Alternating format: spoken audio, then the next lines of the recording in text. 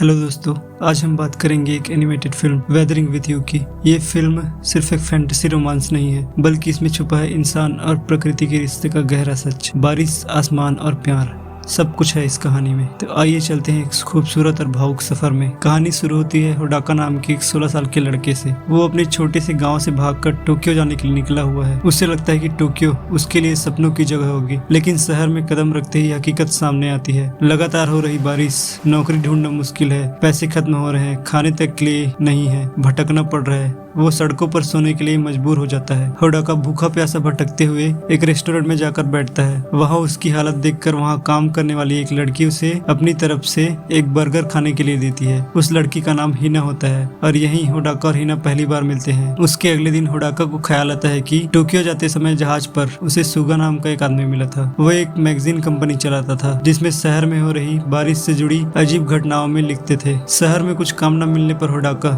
सुगा के पास जाकर उसकी मैगजीन कंपनी में काम करने लग जाता है। ऐसे एक दिन वो फिर हिना से मिलता है। उस दिन उसे हिना का एक राज पता चलता है कि वो एक सनशाइन गर्ल है। इसका मतलब है कि हिना अगर पूरे दिल से प्रार्थना करती है तो शहर में हो रही बारिश थोड़ी देर के लिए रुक जाती है। वो बताती है कि उसे ये शक्ति तब मिली जब उसकी माँ की तबीयत बहुत ज्यादा खराब थी। तब एक मंदिर में जाकर उसने एक प्रार्थना की थी पूरे दिल से। उसी दिन से उसे ये शक्ति मिली है। वो जब भी प्रार्थना करती है शहर में हो रही बारिश रुक जाती है और धूप खिल उठती है। उसके अगले दिन होडाका और हिना मिलकर एक छोटा सा बिजनेस शुरू करते हैं सनशाइन गर्ल नाम से। लोग उन्हें शादी, त्योहार और खेल के लिए बुलाते हैं ताकि बारिश रुक सके। हर बार जब हीरा प्रार्थना करती है आसमान चमक उठता है, लोगों के चेहरे खिल उठते हैं। टोक्यो जैसे थोड़ी देर के लिए मुस्कुराने लगता है। होडाका और हिना बीच एक खास रिश्ता बनने लगता है। होडाका महसूस करता है कि वो उससे प्यार करने लगा है। एक दिन होडाका सुगा के साथ काम करते हुए एक बुजुर्ग महिला से मिलता है। वो बताती है कि सदियों से जापान में वेदर मेडन की कहानियां सुनाई जाती है। ऐसी लड़कियां जिनकी दुआओं से मौसम बदल जाता है, लेकिन ये शक्ति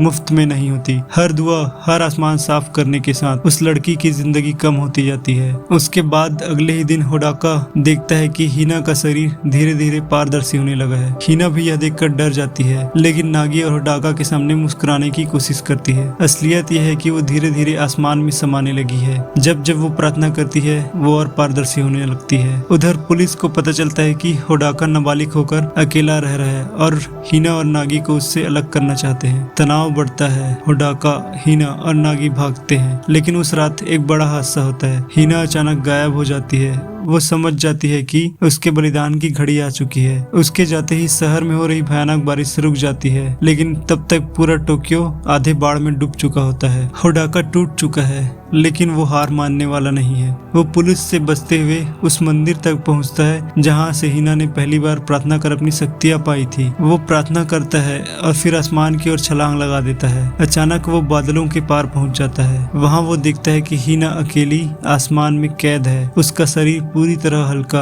और रोशन हो चुका है, जैसे वो अब इंसान नहीं, प्रकृति का हिस्सा बन चुकी हो। होडाका उसका हाथ पकड़ता है और कहता है, तुम्हें किसी के लिए बलिदान देने की जरूरत नहीं, मुझे तुम चाहिए, चाहे बारिश कभी न रुके। वो हिना को खींचकर जमीन पर वापस ले आता है और उसी पल से टोक्यो में बारिश हमेशा के लिए जारी रहती है। 3 साल बीत जाते हैं। टोक्यो अब आधा पानी में डूब चुका है। लोगों ने इस बाढ़ के साथ जीना सीख लिया है, नावों से सफर करते हैं, नई जिंदगी बना ली है। होडाका को गाँव भेज दिया गया था, लेकिन अब वो वापस टोक्यो लौटता है। उसका दिल सिर्फ एक शख्स को ढूंढ रहा है और वो है हिना। और आखिरकार वो उसे एक पुल पर खड़ा देखता है। दोनों की आंखें मिलती है, मुस्कान बिखर जाती है। शायद टोक्यो डूब गया, शायद बारिश कभी नहीं रुकेगी, लेकिन उनका प्यार अब पहले से भी ज्यादा गहरा है।